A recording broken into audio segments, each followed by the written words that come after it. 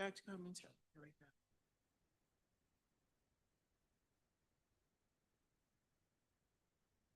go. The school district Board of Education norms. Number one, as a cohesive team, we will remember to put the students at the center of the decision. Pause after someone speaks to hear all voices. Consider and respect all opinions without judgment. Strive to assume positive intentions from all members. The board will honor the board policy related to the implementation of Robert's Rules of Order, Policy BCB. 2, the board will utilize collective agreement to honor the decisions of the board, Policy BBF, School Board Member Ethics. Use collective voices to reach decisions, honor and respect the work of the board. Honor and support the board decisions at all times aligned with board policies and procedures. The Board of Education members will be prepared for meetings. The board will review the packet details and submit questions within the established timeframe. Questions at meetings should be limited and specific to information not presented in the packet details. No surprises at meeting, and extend courtesy for each member's questions. Members of the board will arrive 10 minutes prior to the start of meetings, if possible. Administration will release board packets to the Riverview Garden School Board within the identified timeframe.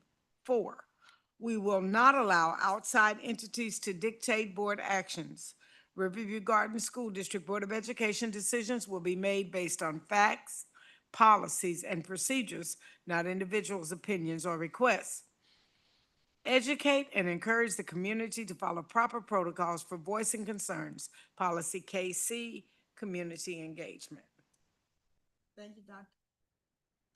Thank you, Dr. Coleman. May we have a motion to approve the agenda? It was motioned by Ms. Titsworth, second by Ms. Jackson. All in favor? Any opposed? Motion passed. Riverview Excellence.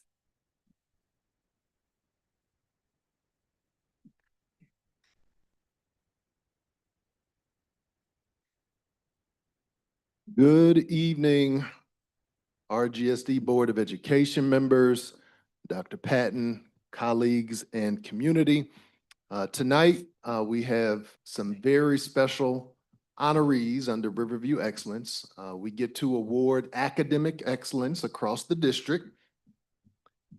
Come on, give a round of applause for that. And we are acknowledging or recognizing the following schools, and many of those leaders are present.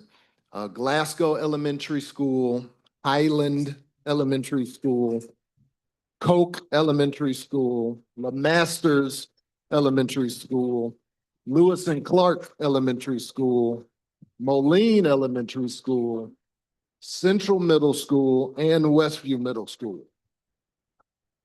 And the reason, yep, give it up. The reason is that these schools, these 8 schools, have achieved 14 awards from St. Louis University's Prime Center for academic excellence. Excellent. And this is for extraordinary, and this is from the Prime Center, extraordinary student academic growth during the 2024-2025 school year and multi-year trends. The Prime Center's Beating the Odds Awards celebrate Missouri schools that serve high poverty student populations while achieving top tier growth in ELA and mathematics. And so I'm going to read out the awards for each of the schools if the building leader can stand. For Glasgow Elementary, if Ms. Land is here, they earned awards for English language arts for 24-25, mathematics for 24-25, and ELA 3-year trend. So let's give it up for Glasgow Elementary.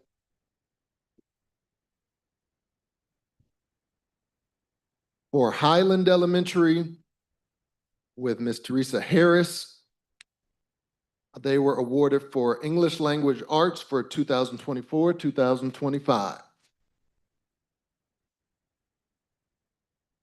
Koch Elementary School with Dr. Amy Blackwell. They were awarded for English Language Arts 24-25, Mathematics 24-25, and English Language Arts 3-year trend. So 3 awards. For LeMasters Elementary School with Travis Brown Jr. They are awarded for Mathematics 3-year trend. For Lewis and Clark Elementary School, Mr. Rita Williams in the back. And Lewis and Clark is awarded for English Language Arts 24-25. Moline Elementary School with Miss Amber White. They are awarded for Mathematics 3-year trend. For Central Middle School, under Miss Rachel Clark's leadership, Mathematics 24-25, English Language Arts 3-year trend, and Mathematics 3-year trend. And last but not least, Westview Middle School under Dr. William Gibbons, Mathematics 2024-2025. So let's give, I want you all to stand up. We do have, I didn't bring all of your certificates. It was 2. I didn't have a forklift, so I brought 1 for each building leader. The rest are back here in the building. So if you got multiple, make sure you check that conference room table. But if all the building leaders can stand up, I don't know if one person wants to give some words just on what this has been, but everybody come on up. Everybody come on up.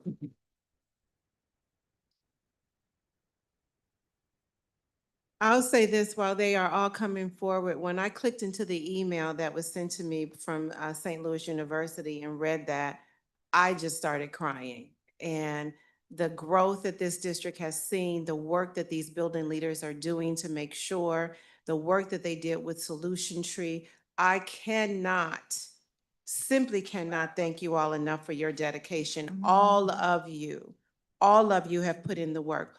All of you are taking this serious. All of you are instructional leaders. And so I am just so proud. I actually started crying and through the tears, sent it to Ms. Nave and Ishmael. I said, make sure that we acknowledge them. So to all of the building leaders, not just those that are standing, because some of them have won Promising Practices Awards and all of it. You all are doing the work that is required of this district. And from the bottom of my heart, I cannot thank you enough. Thank you, thank you, thank you, thank you. Yeah, and this continues a trend because last year there were 3 schools that won awards from the Prime Center. And so we've gone from 3 schools to 8 schools Yeah. and 14 total awards. And so this just shows this. The improvement list, turnaround list. We are doing the work. Thank you, Ishmael. I'm sorry, I'm excited. Oh, Go ahead, Cassie. Because I was voluntold. I just want to say, none of us would be here without our teams. I think that our teams are working extraordinary hard, very, very hard in our buildings. And we are very just grateful for them to see the vision and to do the work because they are our boots on the ground. So Yeah. kudos to our teams. This award would not be here if we did not have the hardworking teachers, IAs, staff that we have up under us. So thank you. And we'll have the board come around to take the photos. I want to hold all the awards, please.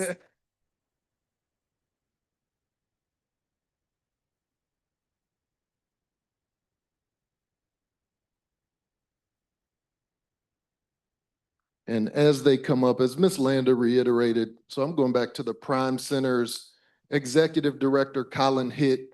One of the things he mentioned is that it speaks directly to the deep commitment, talent, and leadership of educators across the district who are making a real difference every day.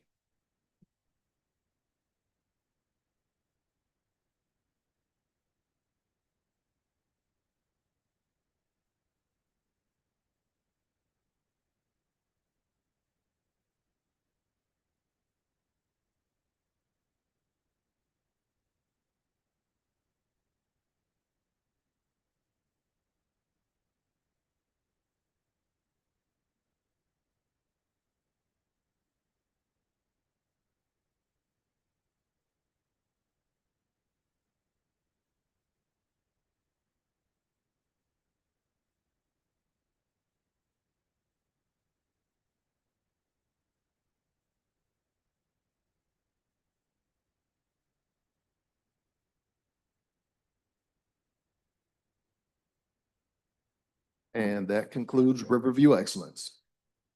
Thank you, Mr. Sistrock.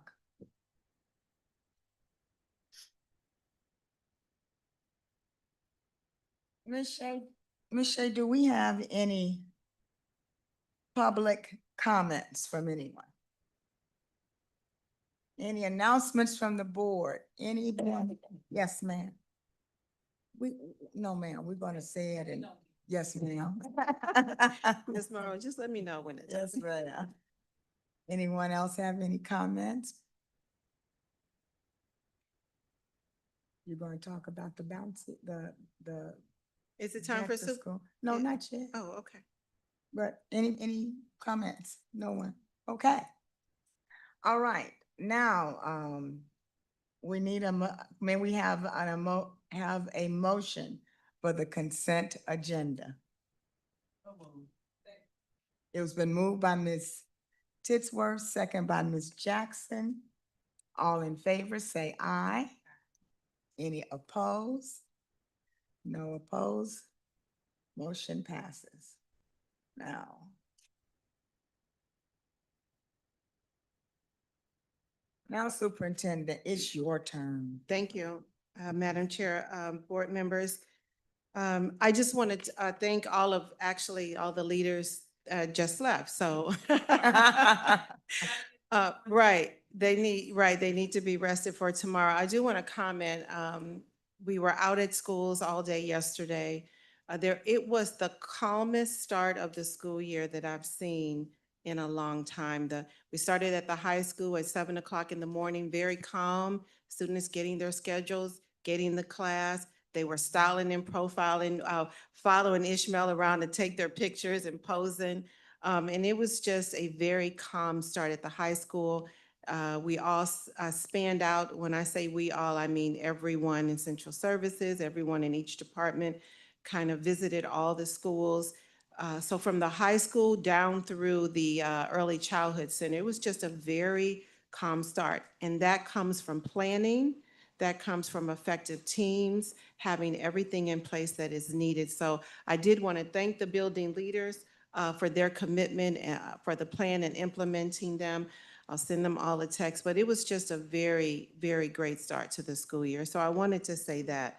I also want to mention to our parents, as we finalize transportation. So transportation, as this is the start of every school year, that there's nothing different. There's always glitches with transportation, but we are getting them worked out, making sure that our students are being picked up and dropped off. But the times are going to, in the morning, they may have to stand there just a little while longer. And then if you're there to pick them up at the bus stop, just wait a little while longer as we finalize all of as our drivers become familiar actually with driving the community. So parents, your patience is very much appreciated. This is a good time too to talk about attendance. And so since we're the second day of school, I do want to stress the importance of attendance. So parents, if you are listening, we are asking you to make sure you have your students at school every day, on time, ready to learn. Them being at school, ready to learn, it gives them access to education. It gives them access to friends and learning routines and establishing themselves. So parents, please make sure your children are at school for themselves academically. Also, it helps the school district. So it helps us with our daily attendance rate, which helps us get funding. And with that funding, we provide things like band, sports, orchestra, tutoring. All of that takes money. And that money comes from our student attendance as well as taxes from our community. So parents, your children should be at school 90% of the time, 90%, 90% of the time, and so that we can make sure that we are getting all of the funding that we deserve. I want to be able to give the same things to our students that other schools have. And so we need funding for that. So please make sure your children are at school. And for those who are listening, that's just saying, well, they just want the money. No, that's not true. The money helps us provide things for your children, period. And so please make sure that they're at school. Then I want to invite our community, our elected officials, our employees. Tomorrow, August 26th at 5:30 p.m., we will be meeting at Westview Middle School for the third Together for a Stronger Future. We will be talking about district finances and strategic planning for the future of Riverview Gardens. So parents, employees, community members, elected officials, those people who are just driving by and interested to see, you can stop in too, because we want to hear from all of you. As we just acknowledged, we are growing academically, and I cannot stress enough how proud I am of what we've been able to do the last 3 years. So, in order to continue to do that, we have to work on the finances for Riverview Gardens. And so what I'm asking is that you come out and have your voice heard, have your opinion in the room so that we can collectively develop a plan to move forward financially for Riverview Gardens. We want to continue the growth. We want to continue providing our students with the best education possible. And so we need everyone's input. So again, it's tomorrow night, 5:30 at Westview Middle School, 1950 Nimnich, in case you need the address. And I am asking that all of our parents, community members, elected officials come out and and have their voice in the room to help us collectively keep pushing forward. Riverview Gardens can do this. We were at 139 on our last APR. Dr. Hunter, what is our projection? 153.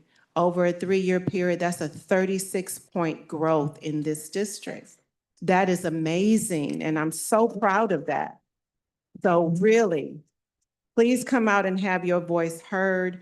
We need the support of this community, of our elected officials, of anyone who runs a big organization and would like to support Riverview Gardens. I will be knocking on all of your doors for that support. So, Madam President, hold on, let me turn the page. That concludes my announcements. Your report. My report. Okay. And we need 90% of our students to be in class 90% of the time. That's what I meant, Yes, Ms. ma'am. That's why I know that. That's Thank why you for I'm just clarifying saying it. that for me. Yes, ma'am. Do you want to give a 26, 27? Yep, I can move Update? into items for information. Thank you. So our first item up for information is the SY 2627 Professional Development Update. Making this presentation is Dr. Joel Ramsdale. He is our Assistant Superintendent of Curriculum and Instruction. And his presentation is in line with Policy GCL, Professional Staff Development Opportunities. Dr. Ramsdale. Thank you, Dr. Patton. Good evening, members of the board, Student Superintendent Patton, colleagues, and all of our guests. I am pleased to present an update on our recently completed pre-service professional development for year 26-27, designed by our Curriculum and Instruction Department and directly related to the feedback gathered last spring. This comprehensive professional learning series ran the 11th of August through the 21st. Its core purpose was to ensure every certified educator and support staff member returned to the classroom equipped with a high-leverage, research-based instructional strategies before welcoming our students. Our pre-service training focused on 3 primary pillars. The first is district safety and mandatory compliance. On August 12th, following our amazing district convocation, staff completed the staff-mandated safety rotations covering intruder training, stop the bleed, as well as sessions on student transition and youth in need. The second pillar was targeted instructional needs and literacy training, which happened on the 14th, 17th, and 18th. Our K-5 teachers focused on early literacy on UFly as well as Amplify. Mathematics was also provided for grades 3 through 12, and then instructional choice sessions based upon their survey. They selected specialized workshops covering close reading strategies using the science of reading at the secondary level, English language learner strategies, depth of knowledge and rigor, and small group math instruction. Our last pillar was unit preparation. We previously called that unit planning. And so teams met in grade levels as well as in our departmental content areas, making sure they were preparing all of their first quarter units. Our pre-service PD initiative directly advanced strategy 2 of our CSIP goals, strengthening tier 1 instruction within our professional learning communities. By executing these targeted sessions, we are directly supporting high-yield Tier 1, Tier 2, and Tier 3 instructional strategies, as well as evidence-based literacy models, including both Lectures, and Aspire. Financially, all of our vendors and participants, everything was planned for, all resources were planned and financed through last year's budget, and this allowed for a seamless implementation for this school year. This presentation is provided just for your information to highlight our ongoing investment in our staff development in alignment to policy GCL. No formal board vote is required tonight, but thank you for your continued support of our educators, and I welcome any questions you may have. Okay, Thank you. thank you, Dr. Ramsdale. Madam President, I can move into items for discussion. Yes, ma'am. Our first item up for discussion, our Board of Education Professional Development Training. Making this presentation is one of our board members, Ms. Jacqueline Jackson, and Ms. Wanda Lane. We kind of made some adjustment to that, Okay, okay? So we're going to hear from Ms. Morrell first. mhm. Tested. Ooh. Now it is. So, thank you. I know that we had some discussion as far as the conference and all of that was concerned. And, just to refresh my memory, I did talk to Caitlin and I talked to Terrence from MSBA, and I just wanted to share some information with you all. And then that way you can make a more informed decision as far as the conference is concerned. So the first thing is that, if you have not established account for yourself with MSBA, you can go on their website and establish an account for yourself, because all of the sessions that we take at MSBA, you get credit for those sessions.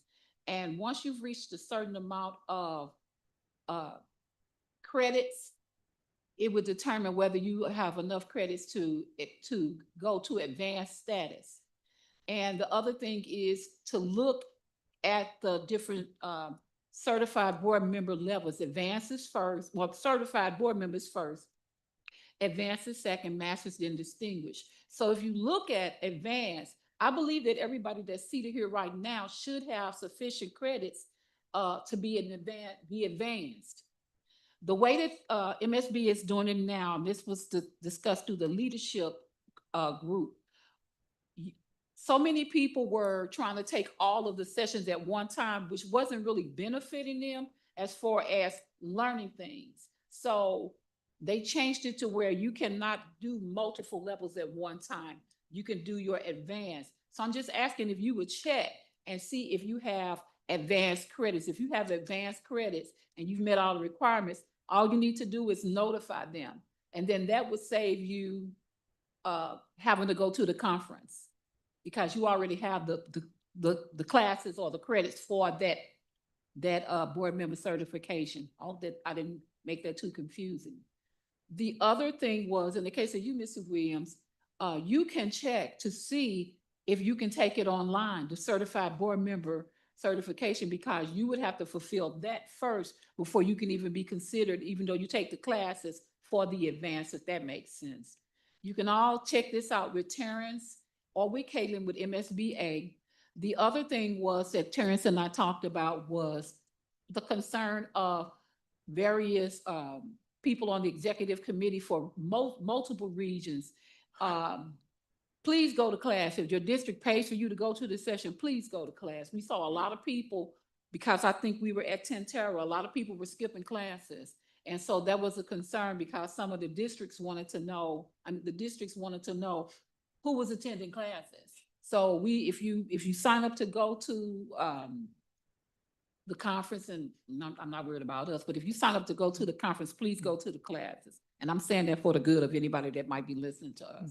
And if you have any other questions, let me know, because this will help with the decision as far as who should or should not attend the conference. So I just wanted to just share that information with you. Thank you, Ms. Morrell. Okay. Yes, ma'am. Clarify that board members are signed up through MSBA. I do that annually. whenever the election takes place. So you do not have to go online to create your own account. Oh, good. The risk in creating your own account, Ms. Morreal, is that when you sign up for something and I haven't processed the requisition through our system, then we have a problem. So Oh, okay. just know that. And I also can give each one of you a list of all of the classes that you have Yeah. satisfied. Yes. Thank you. Thank you, Ms. Shea. So regarding the conference that's scheduled in October in Kansas City, we do understand the importance of training. It's very important. We have a very new board. We're still learning, we're still growing. We moved from an appointed board of 3 to appointed board of 5, I think, to an elected board of 7. All that in record time. So we're still trying to learn our place. So training is extremely important. We're also cognizant of the fact that we have some financial considerations that we need to consider. And although we have budgeted for professional development for the board, because of our financial constraints, we're asking for consideration that all board members, well, let me rephrase it. I'm going to ask the board before I say my opinion. Do we feel as a board that all of us should attend the conference, or should we send representatives of the board who would be responsible for coming back and sharing with the board all the information that you learned? Not everybody speak at once. Ms. Jackson, what do you think? Can you go hear me? I think that we should send a representative because considering we all just went to training, a couple of months ago, we all don't need to keep going back.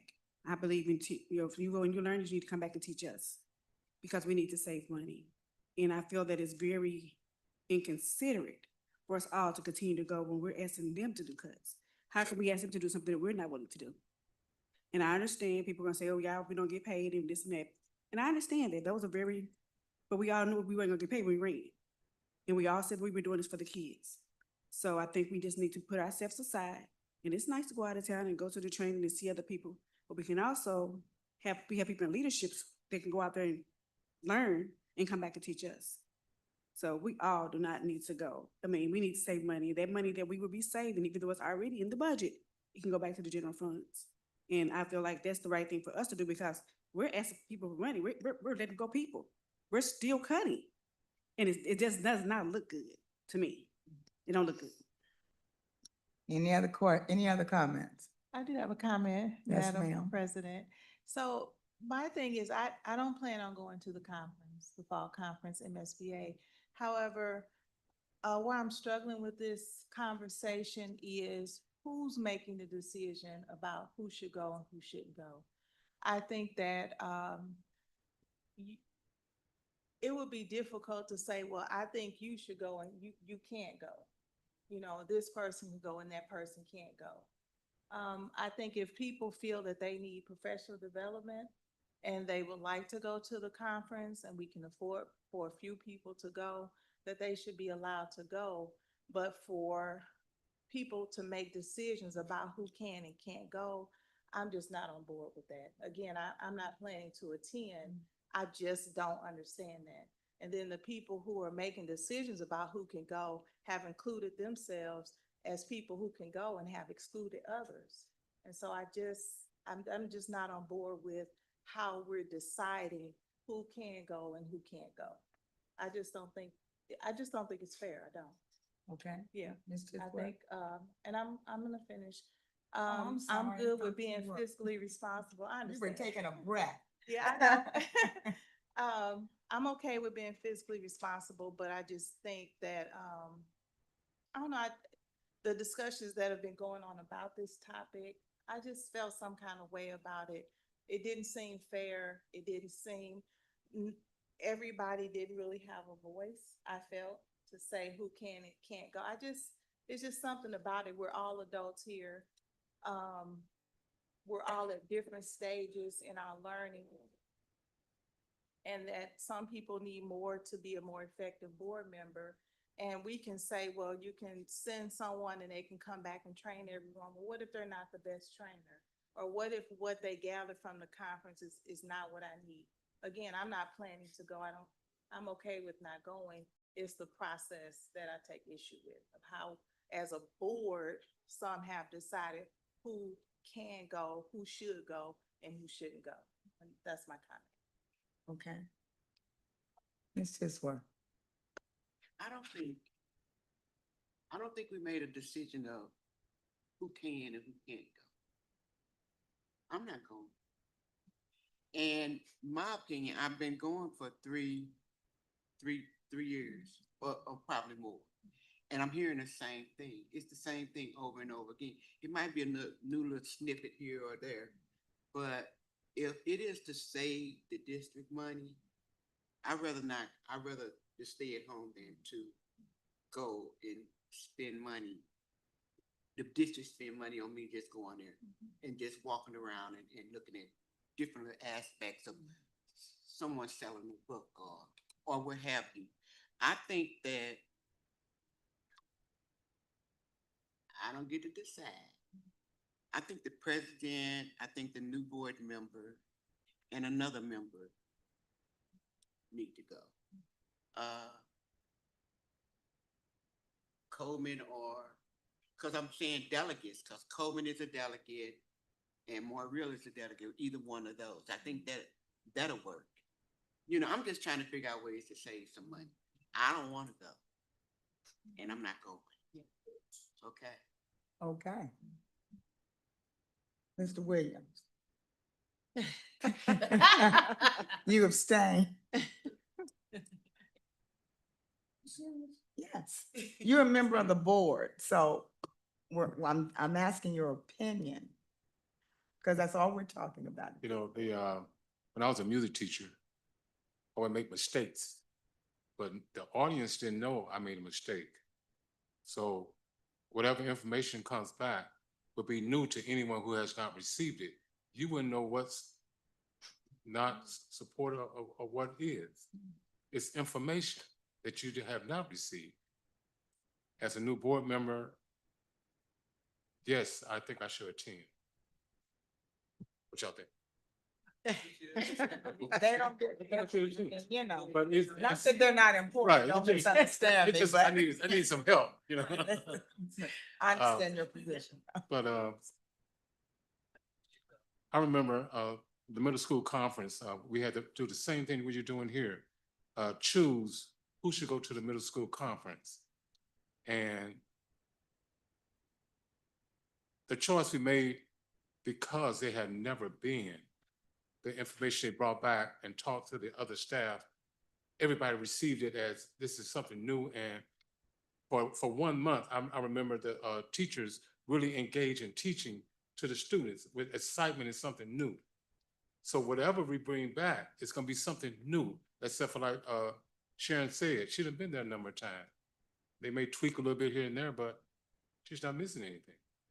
Gotcha.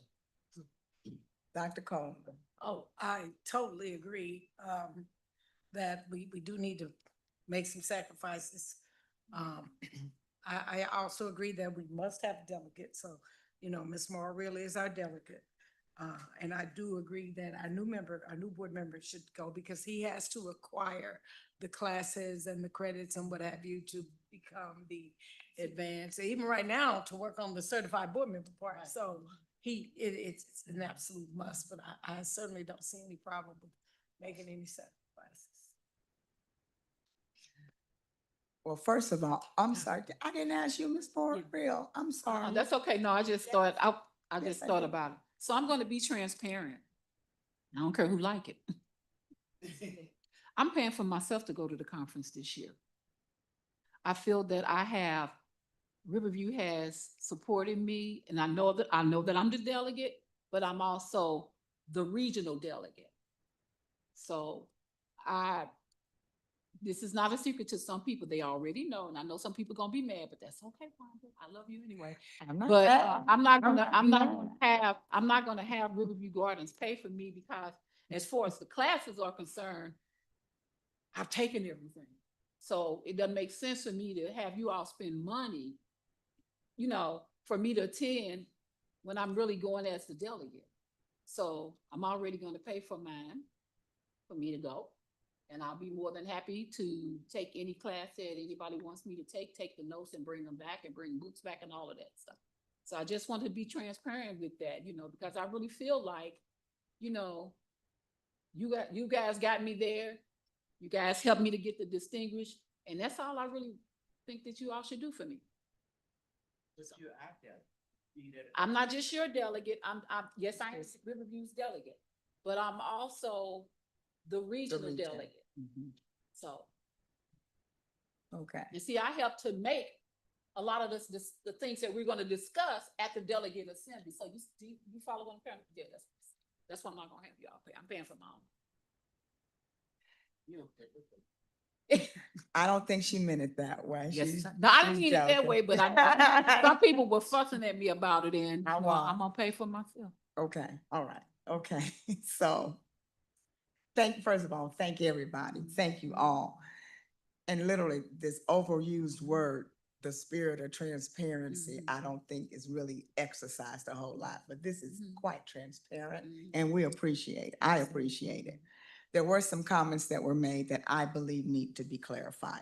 Ms. Moore, I know you're joking, I'm not mad. You did tell me that you wanted to pay for your own conference. I told you I didn't think that was necessary. Right. That was my comment. I wasn't mad. Right. I just said, I don't think that's necessary. Okay. And I didn't add in the part, if you just got that kind of money you want to pay, then, But okay, fine. The comment was made that everyone didn't have a voice. Well, we were presented a suggestion. It was not a mandate. It was not this is what we ought to do. It was a suggestion and a consideration, and we all had the opportunity to voice our opinion via that form of communication. We all had the opportunity to do that. So if we don't all choose to exercise our opportunity to share our opinion, that's a choice that we're making, but we were not mandated. It was simply a suggestion that we could accept or reject because it's truly the board's decision. It is our decision. As I said, the funds have been allocated. They're in the budget already. So this isn't where we're trying to come up with the money. I think we all are on the page though of where we are financially. So we actually had a voice. We just all did not share our voice. Ms. Moore, I'm honored to serve with a distinguished board member. I really am. I think that's wonderful. Ms. Fields, thank you for clarifying. I thought you already did that, but thank you for clarifying. We just need to ask you, where are we in these title processes? Because I think and well, other folk know the title doesn't mean that much to me, but I understand why it's important to you. But if all we have to do is just this, and we get the next title, Yeah. then let's just do that, because you even said you had the books. Yeah, I got books. I got all kinds of Okay. things. So having said all of that, now I think that to be totally transparent, we need and participate, we need to decide who's going. Oh, one other thing. I heard a comment about some persons were making the decisions. If we look at it, I don't think that we should personalize it. This is my opinion.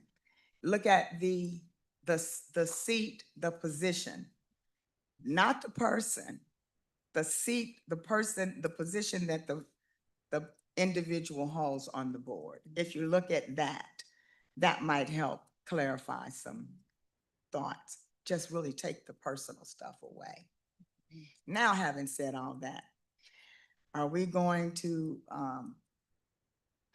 is it appropriate for us to vote for who attends this meeting? Or because we know that it's already budgetary, and I know budget and financial things should be done in an open session, but does it actually have to be an open session discussion on who attends or not?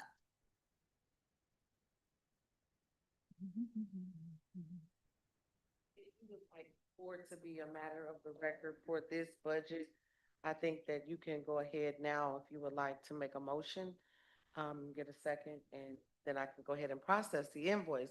Otherwise, it will come back at the next board meeting, as an item of consent, but still without clarification as to who would attend. So if you would make that decision tonight, that would be beneficial so that we can go ahead and move forward with processing the invoice, because the invoice is tied to the hotel as well. Okay, so we should do that tonight.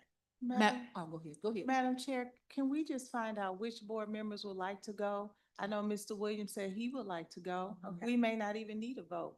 Right. Maybe Okay. only one person want to go, maybe only two people want to go. Okay, So to me, that's part of the information that we need to even figure out if we need a motion. Who would like to go? and we can have that discussion. You can decide now. Okay. All right. One, Mr. Williams? I'm assuming second, we're going. I'm assuming superintendent. Well, I thought your funding was from another source. Yeah, for clarity, Ms. Lane is asking if I'm going. I can travel under the PD 1% budget. And that's money that we have to spend on professional development. However, we have to spend it first and then it's reimbursed. And so as a district leader, I have, no, okay, I'm thinking of grants. I'm sorry. I'm sorry. I see my team going, no, Dr. Patton. No, Dr. Patton, I'm sorry. The state requires us to spend 1% of what we get in ADA on professional development. Okay. And so, but I am going to stick with what I've asked, what I'm requiring of my team, and that none of us will be traveling, at least yet, until we get our budget under control. So that's why I'm telling you that I won't be attending, Ms. Lane. Okay, although it's a part of the 1%. It's part of the 1%. You have to spend. That we have to spend. However, I've asked that we put that on. I told my team until we get our budget where it needs to be. And when I say my team, I mean everybody in this room, all of the employees. And so I'm going to stand with them and not do it. Okay, all right. Thank you, though. Yes, ma'am. I'm going to vote, I'm going to state that I think that the delegate needs to definitely be in attendance because we've got information we need to I'll be there. take. Oh, that's right. You're gonna be there anyway. Anybody else?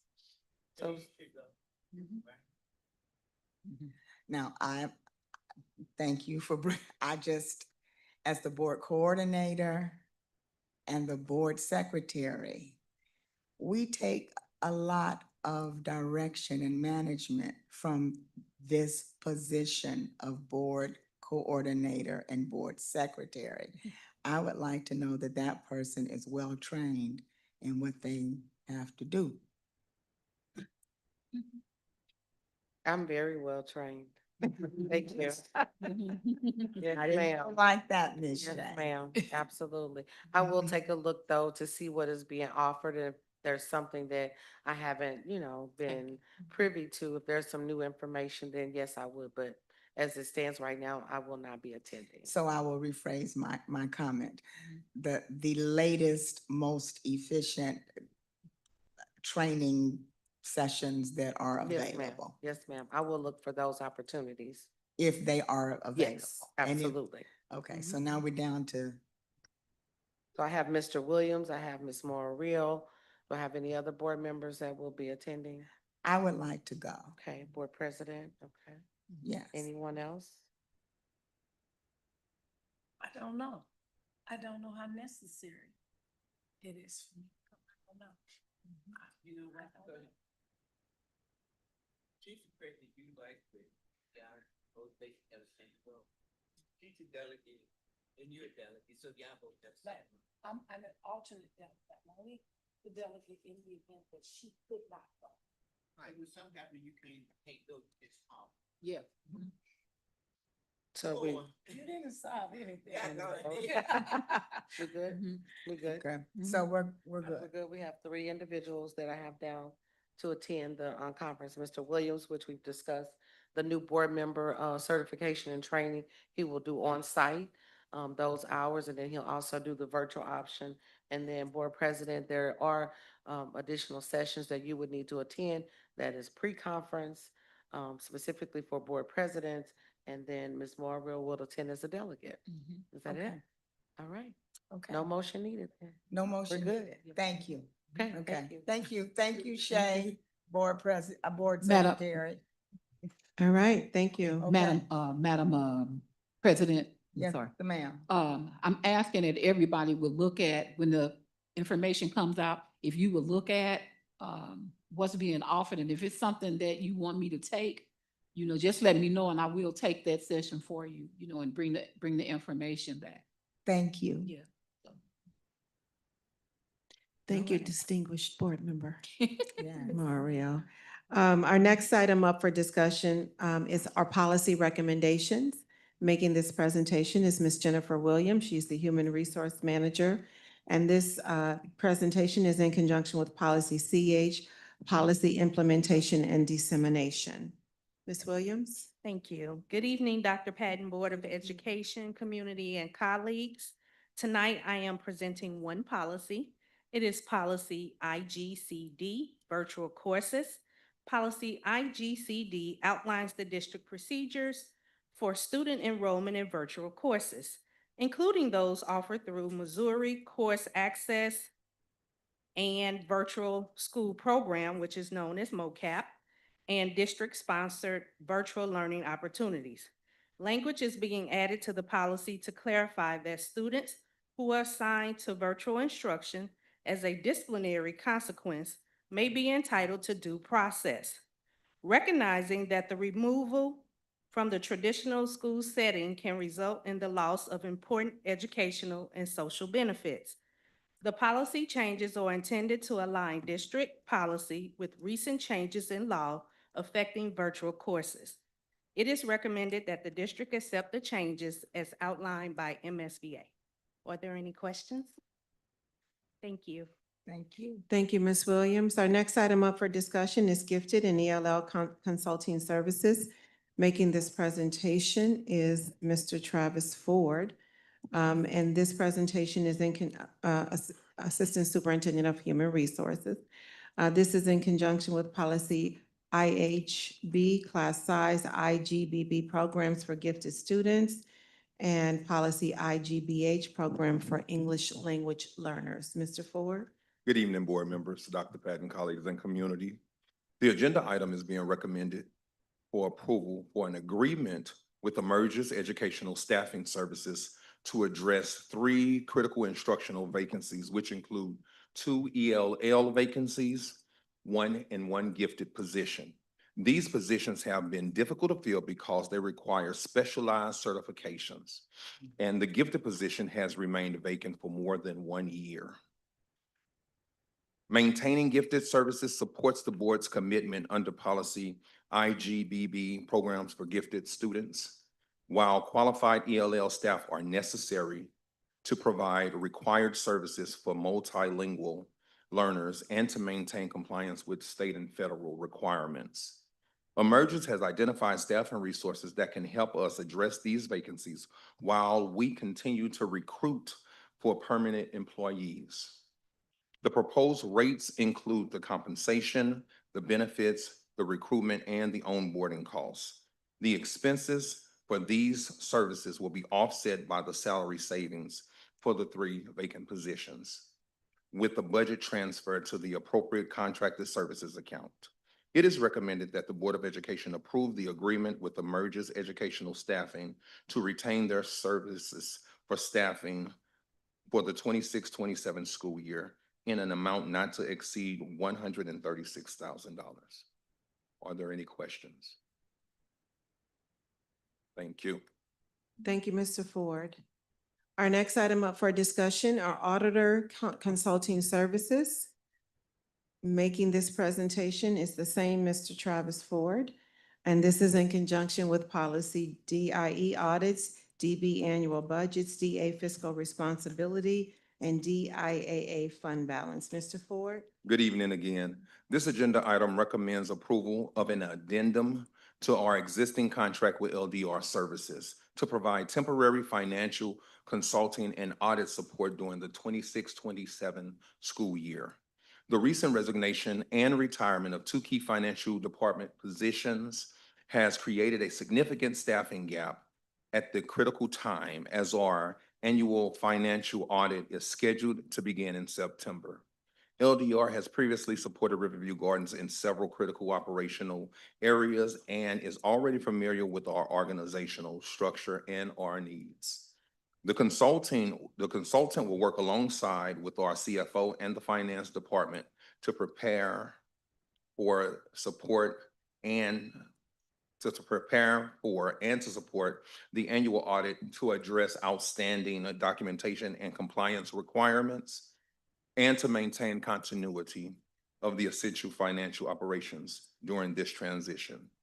The expense for these services will be offset in part by the salary savings for the vacant accounting manager position with a budget transfer to the appropriate contracted services account. It is recommended that the Board of Education approve an addendum to the contract with LDR to retain the auditing services for the 26-27 school year in an amount not to exceed $30,000. Are there any questions? Thank you, Mr. Ford. Our next item up for discussion is the tax anticipation note. Making this presentation is Ms. Stephanie Terry, along with Mr. Vincent Rugg from UMB Bank. This presentation is in conjunction with policy DC, taxing and borrowing authority and limitations, and DJF, purchasing. Ms. Terry? Okay. Good evening, Board President, members of the board, and Dr. Patton. Tonight, we are requesting approval to move forward with a tax anticipation note with UMB Bank in the amount not to exceed 15 million plus fees and interest. Why the TAN is needed? The district is experiencing a cash flow challenge. Payroll, benefits, and normal operating expenses occur consistently throughout the year, while a significant portion of our local property tax revenue is not received in December and January. The TAN provides short-term liquidity to bridge the gap and allows the district to continue meeting payroll and essential operating obligations until anticipated property tax revenues are received. I want to make an important distinction. The TAN addresses our immediate cash flow needs. It does not address the district's underlying budget deficit. Our cash flow challenge is being driven by two factors. First is revenue timing. We must operate for several months before receiving the majority of our property tax collection. Second is our fund balance. Our available fund balance is no longer sufficient to fully cash flow operations throughout those months. The TAN provides temporary cash flow. The deficit must be addressed separately by aligning recurrent expenditures with recurrent revenues. So the financing is structured for up to 15 million. The first 5 million is structured as tax exempt, providing the district the benefit of lower tax exempt borrowing cost. The remaining 10 million is taxable, and if and when those funds are drawn, the district does not have to utilize the entire 15 million. We intend to draw only the amount needed based on actual cash flow requirements, which can reduce the overall cost of the TAN. Based on the financing information received, the estimated interest is approximately $239,645 if the district utilizes the full 15 million. The TAN will be repaid from anticipated local property tax collection. And tonight, we have a representative from UMB Bank present this evening to address any questions the board may have regarding the financing structure, the interest rates and repayment terms, tax exempt and taxable portions or other aspects of the transaction. But in closing, recommendation, we are recommending approval of the resolution authorizing tax anticipation notes, authorizing the district to engage UMB Bank for amount not to exceed 15 million plus applicable fees and interest. And tonight we have with us Mr. Rugg, in case you have any questions. Good evening. Happy to answer any questions about, about the structure of the tax anticipation note.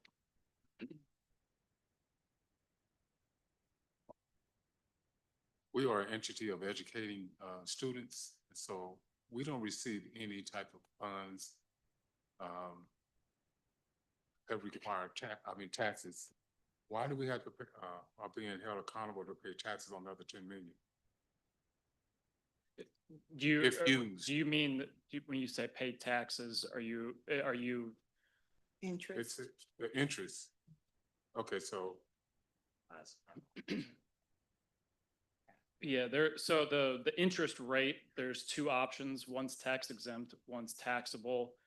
The amount that's determined for each of those, bond counsel, Gilmore and Bell was utilized for this. They look at the cash flow and the budget deficit to determine exactly what qualifies for tax exempt and what qualifies for taxable. And per their guidance, 5 million qualifies for tax exempt financing, which the rate at tax exempt financing is 4.85%. The rate at the taxable percent is 6.14%. So I just want to add that we did meet with the district's bond counsel, and from that meeting, those were the recommendations, because we have limitations on why we can only borrow a certain amount that's taxable versus non-taxable. So the first 5 million is non-taxable. If we borrow anything greater, we run a greater risk of having to pay the IRS back.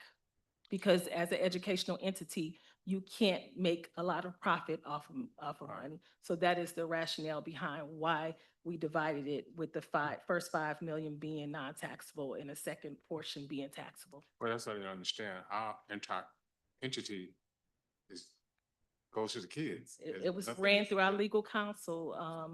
And let me add also that as we met with the bond council, we would actually have to utilize all of our reserves in order for all of the 15 million to be provided without adding taxes on.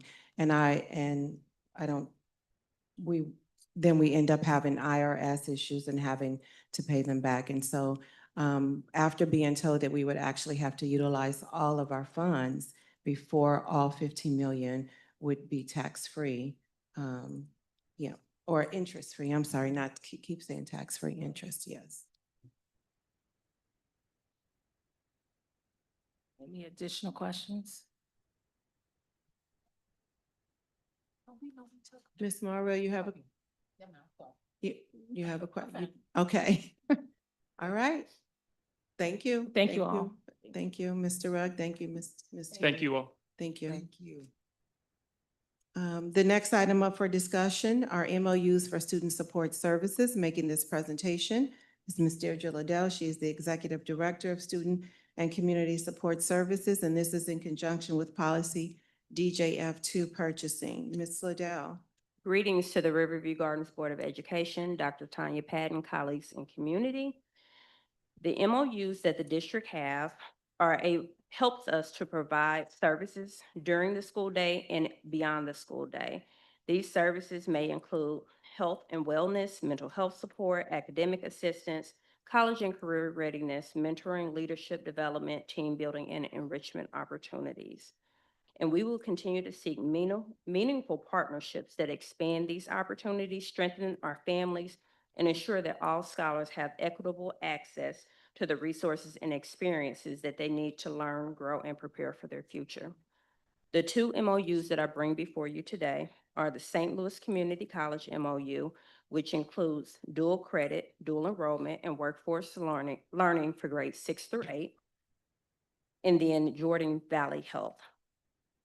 So The St. Louis Community College MOU, just to give a little bit more information, this helps our scholars to have access to the dual credit and dual enrollment opportunities, which will allow them to earn college credit while completing their high school education.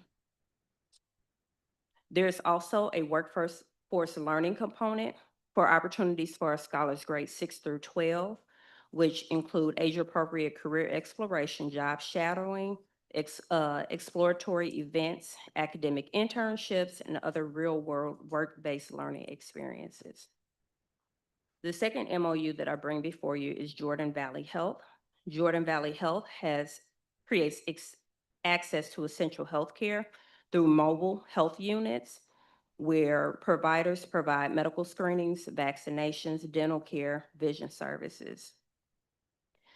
The district nurses will help assist with the referrals and coordination of the health ban. Both of these MOUs are no cost to the district. The Jordan Valley Health is pending legal review. St. Louis Community College MOU has been reviewed. There will be a motion to approve the following MOUs at the end of this meeting. Are there any questions? Thank you. Thank you, Ms. Liddell. Our next item up for discussion is the district's literacy plan. Making this presentation is Ms. Tanya Ross. She's the curriculum coordinator for science and ELA. And this is in conjunction with policy IA, instructional goals, policy IF, curriculum development, and policy IGC, extended instructional programs. Ms. Ross. Thank you. Good evening, Dr. Patton, to our board. I'm here to offer for discussion and approval for our district literacy plan. Our district literacy plan is aligned with the state literacy plan. It is rooted in the foundation of structured literacy, which have decades of research centered around the 5 pillars: phonemic awareness, phonics, fluency, vocabulary, and comprehension. As a result of literacy being in crisis nationwide, not to mention where we stand as a district, we need to change what we do. And even though we support our superintendent with foundational literacy for grades K through 2, we are proud to say that attending to our students' instructional needs at the secondary level is just as important, because students move on reading below grade level and having deficiencies in more than one of the pillars. So with that being said, we have created a plan which is mandated by the state, as well as a district literacy committee. Some of those elements in that plan include, and they are bulleted in the board documentation, we have a structured framework for assessment.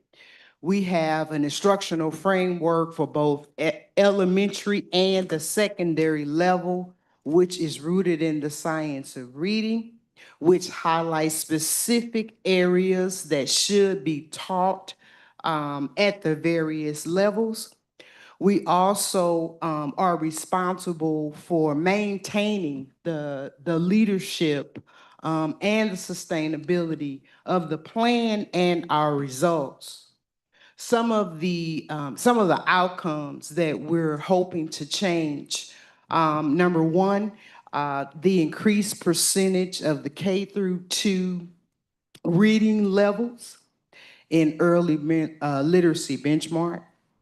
Reducing the tier 2 and tier 3 instruction. You might be aware what multi-tier systems of support are students who are significantly reading below grade level, and we're saying like 3 grades below grade level or more. They receive additional support. They may be also receiving not only the small group instruction in class, but they are also seeing a reading specialist. They also may be getting, the intervention is school-wide. So a student who is in Tier 2 and Tier 3 levels are receiving 3 levels of support, which is also a part of this plan. In addition to our home expectations that we try to get our parents involved because the job is too big for us to do it alone. And then also, being that we're not tested at the state level until 3rd grade, when we have our foundational literacy intact for grades K through 2, then it increases our proficiency level or definitely puts us in the position to improve our 3rd grade proficiency level. Our district plan is aligned with the CSIP goals to improve Tier 1 instruction, to ensure that we are receiving professional development and evidence-based practices, as well as being aligned to the science of reading. Many of our teachers, K through 12, have either been in letters training or Aspire training. We actually were ahead of the state's initiative for Aspire. Aspire is the professional development that the secondary receives. The state went with letters first. They are now, just now, pushing out the first cohort for Aspire, but we have already gone through a level of training for Aspire. In addition, that's connected to our CSIP goal is monitoring our student performance more often and at emergency level. We often get the data for our benchmark assessments. Dr. Hunter pushes that out to us, but we're also trying to get our classroom teachers involved by creating assessments through our DNA platform through Renaissance to help us to create common formative assessments, which will have the rigor necessary to make sure that we are aligned not only with our practices, but also with our assessments.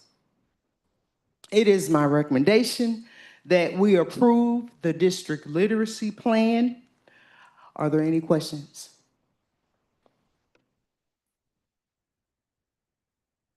Okay, thank you, Ms. Ross. Thank you. And while Ms. Ross is standing there, I do want to acknowledge Ms. Ross as well as Dr. Mott and Dr. Ramsdale. We had professional development training on a lot of what Ms. Ross just talked about on our new ELA, and it went wonderfully. So thanks to our CNI team. Thank you. Thank you. Our next item up for discussion is the LAMP service agreement. Making this presentation is Dr. Joe Ramsdale, Assistant Superintendent of Curriculum and Instruction. And this is in conjunction with policy IGBC, Programs for Migratory Students, IGBCB, both programs, okay, and then IGBH, Programs for English Learners. Dr. Ramsdale. Good evening again, President Lane, Superintendent Patton, board members, colleagues, and community. The Department of Curriculum Instruction recommends the approval of school year 26-27 service agreement with the Language Access Multicultural People, known as LAMP, to provide essential translation and interpretation services for our Riverview Gardens School District. Riverview Gardens has partnered with LAMP since 2013 to support our English language learners and multi-language scholars and their families across all of our district locations.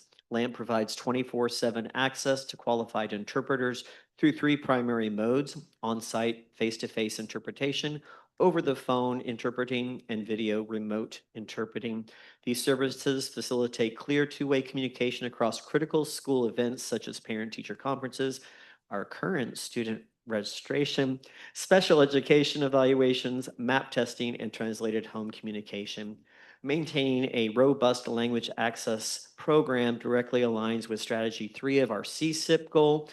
This agreement is budgeted through the curriculum instructions general operating budget for an amount not to exceed $7,000 for this school year.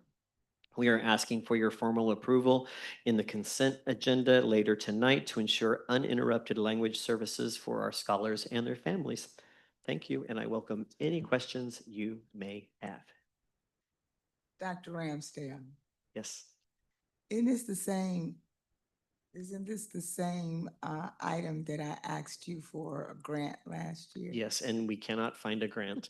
I have tried and tried and tried. I even, United Way is the closest, and they only do it for healthcare Really? services. They don't do it for educational services. Okay, thank you. Yes.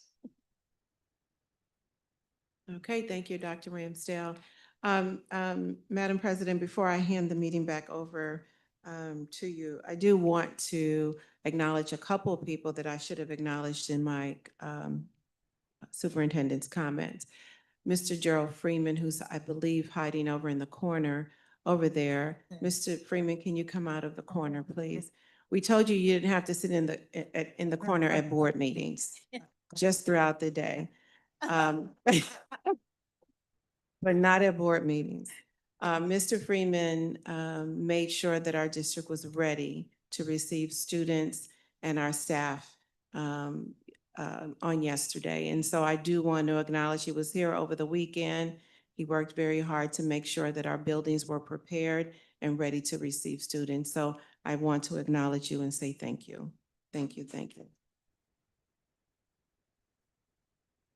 And then we had, planning a convocation and a back to school bash is a big ordeal. And Ms. Liddell did a fabulous job doing that this year, and including moving the convocation to our high school, making sure that we were ready, and for everybody who helped her.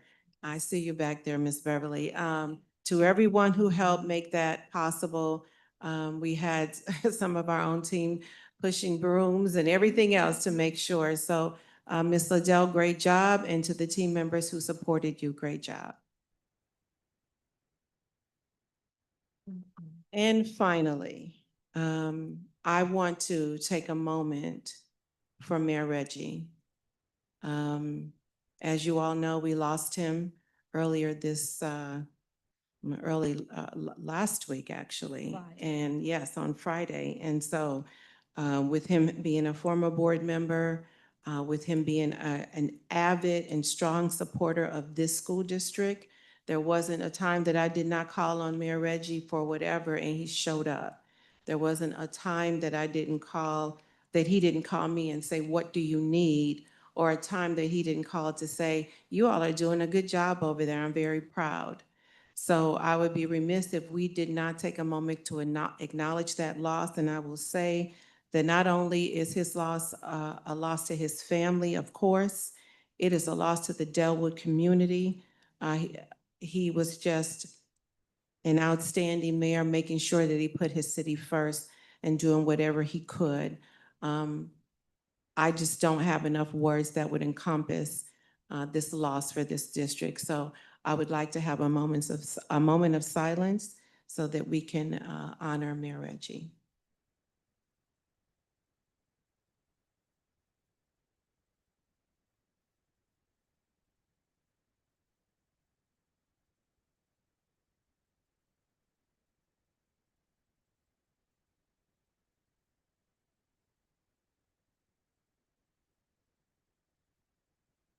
Thank you. I pictured him looking down on us in his little colorful jackets with his little handkerchief in there that was matching everything, saying you all don't need to do this, but it is an enormous loss. And I just wanted to take a moment. Thank you for indulging. Thank you, Superintendent. Now we're ready for, okay. It's not, you can't hear me? Okay. Items for action. Now, do we want to vote on them individually, or do we want to just vote on all of them.